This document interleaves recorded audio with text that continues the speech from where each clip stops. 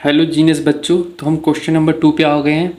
Chapter 3 a pair of linear equation के।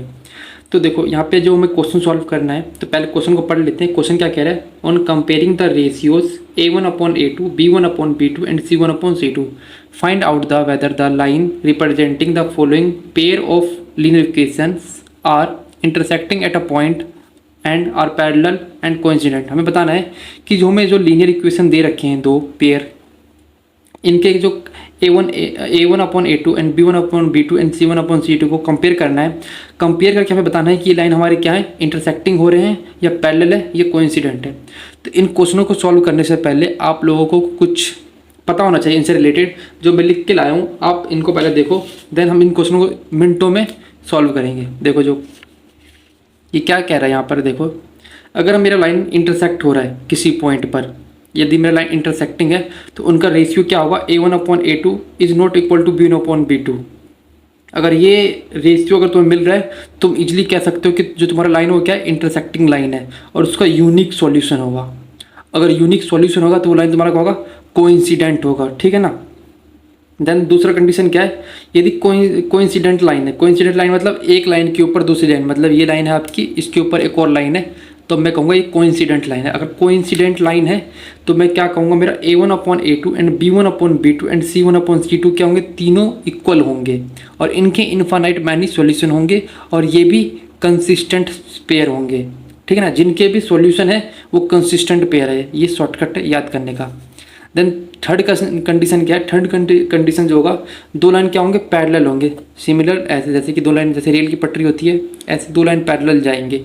यदि दो लाइन पैरेलल जाएंगे तो उनका a1/a2 इज इक्वल टू में b1/b2 but not equal to में c1/c2, यानी कि नो सॉल्यूशन, उनका कॉमन कोई भी सॉल्यूशन नहीं होगा और ये इनकंसिस्टेंट होंगे। तो इन बेसिस पर हम इजिली क्वेश्चन कर सकते हैं। तो देखते हैं, चलो क्वेश्चन करते हैं। जो फर्स्ट क्वेश्चन क्या है, अगर मैं यहाँ पे देखूँ, मेरे पास क्या है, a1 की वैल्यू क्या है, a1 की वैल्यू मेरे पास 5 एंड b1 की वैल्यू मेरे पास -4 और c1 की वैल्यू है मेरे पास 8। यहाँ से देखो a2 की वैल्यू क्या है मेरे पास, a2 की वैल्यू यहाँ से मेरे पास 7, b2 की वैल्यू मेरे पास यहाँ से 6 एंड c2 की वैल्यू मेरे पास यहाँ पे -9। ना कंपेयर करते हैं हम। कंपेयर क्या करना है हमें यहाँ पे कंपेयर करना है a1/a2, यानी कि मैंने लिख दिया 5/7। ठीक है। अब मैं यहाँ पे लिखता हूँ b1/b2, यहाँ पे मैं लिखूँगा -4/6। तो इसको मैं कट करूँगा तो यहाँ पे 2 और यहाँ पे 3। तो देखो क्या है, 5/7 इज नॉट इक्वल टू है -2/3। नॉट इक्वल टू में, अगर नॉट इक्वल टू में तो क्या है, मैं यहाँ पे इंटरसेक्टिंग का कंडीशन फॉलो हो रहा है। इंटरसेक्टिंग कंडीशन क्या था, a1/a2 is not equal to b1/b2।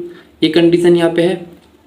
यहाँ पे a1/a2 b1/b2 not equal to होगा, सेम वही कंडीशन यहाँ पे ये भी फॉलो हो रहा है। तो मैं क्या कह सकता हूँ, the pair of linear equation, the pair of linear equation और क्या यहाँ पे इंटरसेक्टिंग है, क्या हमारे पास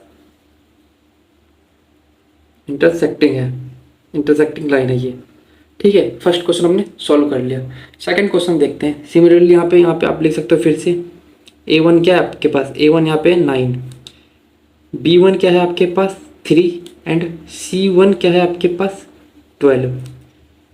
a2 आपके पास क्या है, यहाँ पर a2 आपके पास है 18, b2 आपके पास है 6 एंड c2 आपके पास है 24। कंपेयर कर लो, 9/18 इज इक्वल टू में 3/6 is equal to 12/24।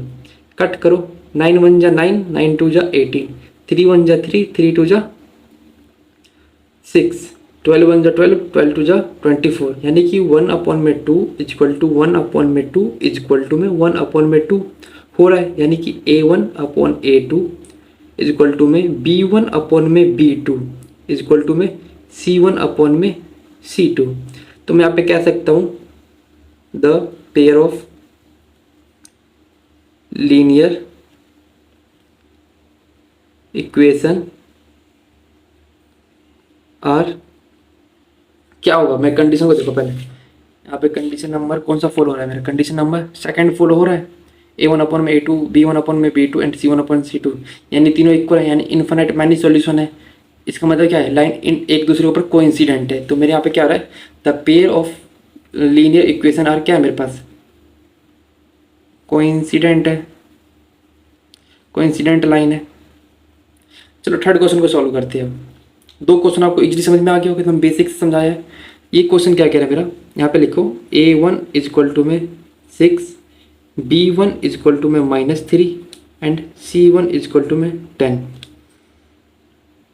A2 equal to में 2, B2 इक्वल टू में -1, अगर कुछ नहीं है तो -1 लगाएंगे यहाँ पे, एंड C2 इक्वल टू में 9। ठीक है, अब हमें इसको प्रूफ करना है, तो मैं क्या करता हूँ पहले 6/2 इक्वल टू में -3/1 -1, देन यहाँ पे देखो इसको कट करूँगा, 6 2 की टेबल में कट जाएगा, 3 1 यहाँ से -1 कट जाएगा, इक्वल टू में 10/9। तो 3/1 इक्वल टू में 3/1 इज नॉट इक्वल टू में 10/9। तो यहाँ से मैं क्या सकता हूँ, ये मेरे किस कंडीशन को फॉलो कर रहे हैं, parallel condition, A1/A2 equal to में B1/B2 नॉट इक्वल टू में C1/C2, यानी कि नो सॉल्यूशन है, नो सॉल्यूशन है, इनकंसिस्टेंट होंगे। तो मैं यहाँ पे लिख सकता हूँ the pair of linear equation are क्या मेरे पास पैरेलल है, पैरेलल लाइन है। इस तरह से ये क्वेश्चन हमारा कंप्लीट हो गया। अब हम चलते हैं अपने नेक्स्ट क्वेश्चन पे, थर्ड क्वेश्चन पे। थर्ड क्वेश्चन को पढ़ते हैं। On comparing the ratio A1/A2 B1/B2 and C1/C2 find out whether the following pair of linear equation are consistent और इनकंसिस्टेंट। हमें यहाँ पे सिंपल बताना है कंसिस्टेंट है या इनकंसिस्टेंट है। कंसिस्टेंट कौन से होते हैं, कंसिस्टेंट वो होते हैं जिनके पास यूनिक सॉल्यूशन हो या इनफाइनाइट मैनी सॉल्यूशन हो, उनको हम क्या कहते हैं, ये मेरी कंसिस्टेंट लाइन है। इनकंसिस्टेंट कौन से हैं, जो पैरेलल है जिसके पास कोई भी सॉल्यूशन नहीं है, उसको हम कहते हैं इनकंसिस्टेंट। लो आपको मैं यहाँ पे दिखा देता हूँ एक बार, देखो ये हमारे पास मैंने बना के लाया। इनकंसिस्टेंट लाइन को क्या बोलते हैं हम, इंटरसेक्टिंग लाइन क्या होता है, आपके पास कंसिस्टेंट होता है, इनके पास यूनिक सॉल्यूशन होता है, जिसका A1/A2 is not equal to में B1/B2। और यहाँ पे देखो कोइंसिडेंट लाइन है जिसके A1/A2 इज इक्वल टू में B1/B2 एंड C1/C2 तीनों इक्वल होते हैं, इनके इनफाइनाइट मैनी सॉल्यूशंस होते हैं, तो ये कंसिस्टेंट लाइन होता है। इनकंसिस्टेंट यहाँ पे एक ही होता है जिसके नो सॉल्यूशन होते हैं, तो हम कह सकते हैं जो ये थर्ड वाला जो जिसका पैरेलल लाइन है वो क्या होता है हमारे पास, इनकंसिस्टेंट। तो हमें सिंपल यहाँ पे कंसिस्टेंट और इनकंसिस्टेंट बताना है इनको शो करके। तो सबसे पहले मैं इसको इक्वेशन बना लेता हूँ। इक्वेशन क्या बनेगा मेरा यहाँ पे, 3x + 2y माइनस ये प्लस क्या जाके माइनस जाएगा इक्वल टू 0। यहाँ से दूसरा इक्वेशन क्या बनेगा मेरे पास, 2x - 3y - 7 इक्वल टू में 0। देन यहाँ से मैं अपनी वैल्यू निकाल लेता हूँ। A1 क्या है 3, B1 क्या है 2 एंड C1 क्या है -5। A2 की वैल्यू देखो, A2 की वैल्यू यहाँ से 2 ले लेंगे एंड B2 की वैल्यू क्या ले लूँगा मैं यहाँ से -3 एंड यहाँ से C2 की वैल्यू क्या ले लूँगा -7। यहाँ से हमने ले लिया। नाउ कंपेयर करते हैं, 3/2 एंड क्या लेते हैं यहाँ से 2/3 is are not equal to. अगर नॉट इक्वल टू यानी कि A1/A2 is not equal to में B1/B2। ये कंडीशन फॉलो हो रहा है, ये कंडीशन फॉलो हो रहा है। इसका मतलब क्या है कि ये लाइन क्या है, इंटरसेक्टिंग लाइन है। क्या है, इंटरसेक्टिंग लाइन है, जिसके पास क्या हो सकता है, यूनिक सॉल्यूशन हो सकता है। अगर यूनिक सॉल्यूशन है इसका मतलब क्या है कि ये लाइन क्या है मेरे पास, कंसिस्टेंट। क्या है मेरे पास, यहाँ पे मैं लिख सकता हूँ कंसिस्टेंट लाइन। ठीक है ना, ये बात, ये क्वेश्चन आपको समझ में आ गया कि क्या है, इन कंसिस्टेंट लाइन है क्योंकि इसके पास यूनिक सॉल्यूशन है, ये इंटरसेक्टिंग वाले को फॉलो कर रहा है। A1 अपॉन में A2 नॉट इक्वल टू में B1 upon B2। Second question पे चलते हैं, सेकंड क्वेश्चन सॉल्व करते हैं इसका। तो चलो सेकंड क्वेश्चन क्या कह रहा है, सेकंड क्वेश्चन जो है 2x minus 3y is equal to में 8 and 4x minus 6y is equal to में 9। तो पहले मैं इसको इक्वेशन बना लेता हूँ। इक्वेशन बनाने के लिए इनको लेफ्ट साइड लाना पड़ता है ना, तो 2x माइनस 3y ये प्लस के इधर आके माइनस 8 इज इक्वल टू में 0। यहाँ से दूसरा इक्वेशन क्या बनेगा, 4x minus 6y minus 9 is equal to में 0। देन यहाँ से देखो A1 इज इक्वल टू में 2 है, B1 इज इक्वल टू में माइनस 3 है and C1 is equal to में माइनस 8 है। ठीक है, ये रही हमने यहाँ पे लिख लिया। यहाँ से देखते हैं A2 इज इक्वल टू में 4 है, B2 इज इक्वल टू में माइनस 6 है, C2 इज इक्वल टू में माइनस 9 है। ये हमने यहाँ पे नोट डाउन कर लिया। अब क्या करना है, हमें कंपेयर करना है। तो देखो 2 अपॉन में 4 इज इक्वल टू में माइनस 3 अपॉन में 6 is equal to minus 8 upon में माइनस 9। इसको कट करते हैं, यहाँ पे माइनस आएगा, सॉरी यहाँ पे माइनस है ना, यहाँ माइनस आएगा। 2 1 जा 2, 2 2 जा 4, 3 1 जा 3, 3 2 जा 6, माइनस से माइनस कट गया। यहाँ पे माइनस से माइनस कट गया, बट 8 अपॉन में 9 यानी ये नॉट इक्वल टू। अगर लिखूँ तो 1/2 इज इक्वल टू में 1/2 इज नॉट इक्वल टू 8/9। यदि मैं कहूँ कंडीशन जो पैरेलल वाली होती है ना, A1 अपॉन में A2 इज इक्वल टू में B1 अपॉन में B2 but not equal to C1 upon में C2, तो मैं यहाँ पे कह सकता हूँ कौन सा लाइन है, ये मेरे पैरेलल लाइन है। इसका मतलब क्या है, अगर पैरेलल लाइन है तो क्या है, इनकंसिस्टेंट लाइन है।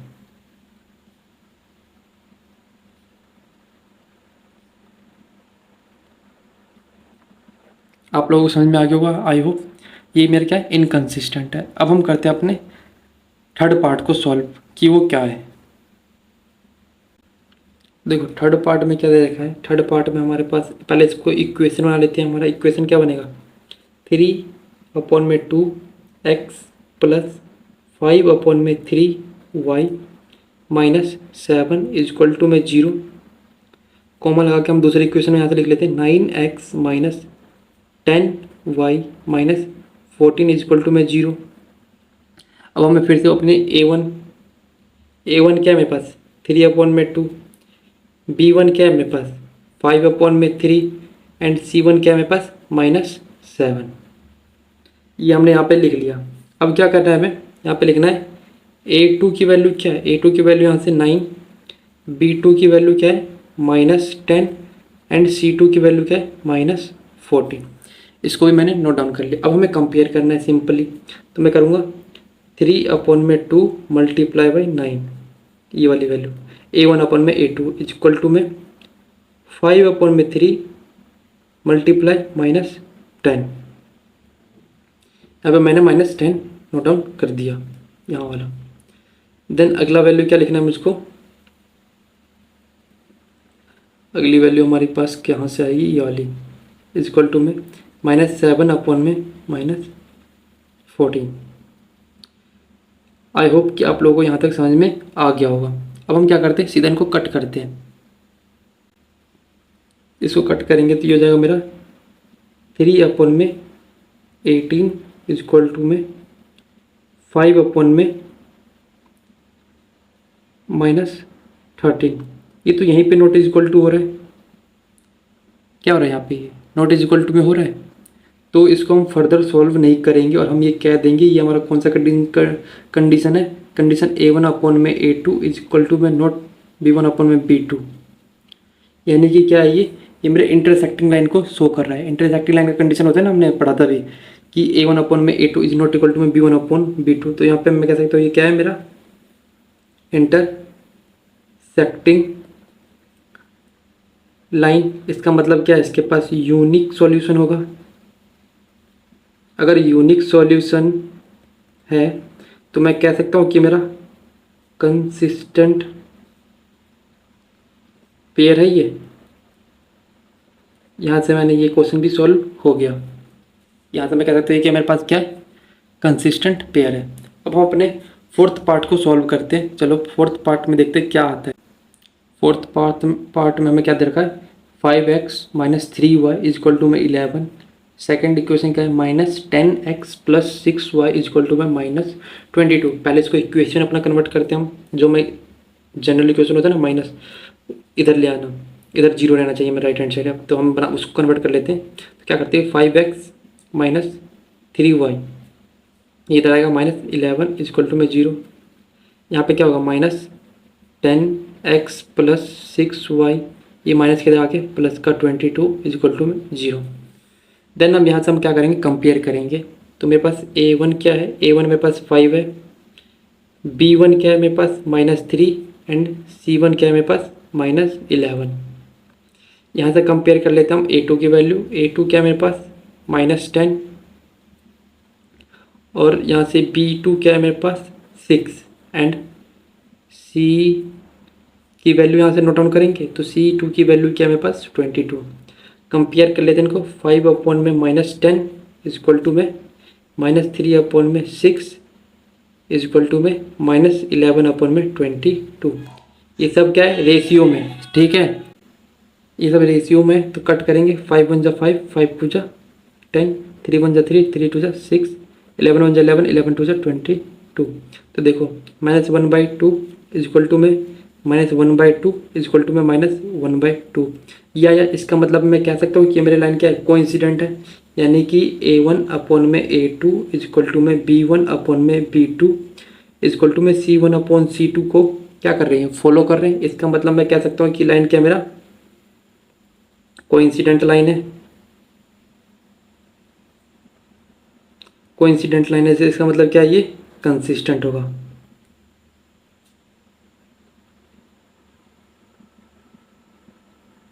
तो फोर्थ पार्ट भी हमारा सॉल्व हो गया। अब हम करते हैं अपने लास्ट पार्ट जो कि है फिफ्थ, उसको सॉल्व कर लेते हैं, देखते हैं वो क्या होगा। तो फिफ्थ पार्ट जो दे रखा है उसको पहले हम इक्वेशन में कन्वर्ट कर देंगे हर क्वेश्चन की तरफ। तो हमारे यहाँ पे इक्वेशन क्या बनेगा, 4 अपॉन में 3x plus 2y minus 8 is equal to में 0। यहाँ पे देखो क्या बनेगा, 2x plus 3y minus 12 is equal to में 0। देन यहाँ से हम वैल्यू फाइंड आउट कर लेंगे a1 a2 और c1 c2।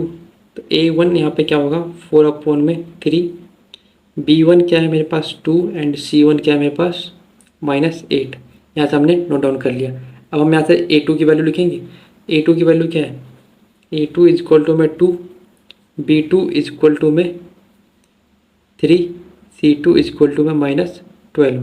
कंपेयर कर लेते हैं, कंपेयर करके देखते हैं कि हमारा क्या बन रहा है। 4 अपॉन में 3 और a2 की वैल्यू लिखेंगे तो यहाँ पे 2 इज इक्वल टू में 2 अपॉन में 3 इज इक्वल टू में -8 अपॉन में -12। 2 1 जा 2, 2 2 जा 4, 4 2 जा 4, 3 जा माइनस से माइनस कट गया, यानी कि 2 अपॉन में 3 इज इक्वल टू में 2 अपॉन में 3 इज इक्वल टू में 2 अपॉन में 3।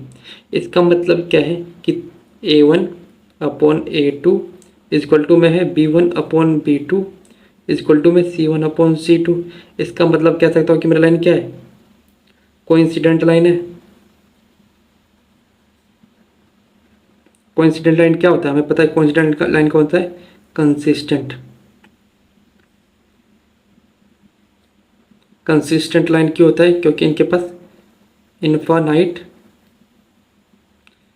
मैनी सॉल्यूशन होते हैं, क्योंकि दोनों लाइन एक दूसरे के ऊपर लाई करते हैं। तो इस तरह से हमने सारे क्वेश्चन के सारे पार्ट कर लिए। अब हम नेक्स्ट वीडियो में करेंगे फोर्थ क्वेश्चंस। तो आई होप आप लोगों को समझ में आ गया। अगर आगे तो वीडियो को लाइक शेयर एंड सब्सक्राइब कर देना। थैंक्स।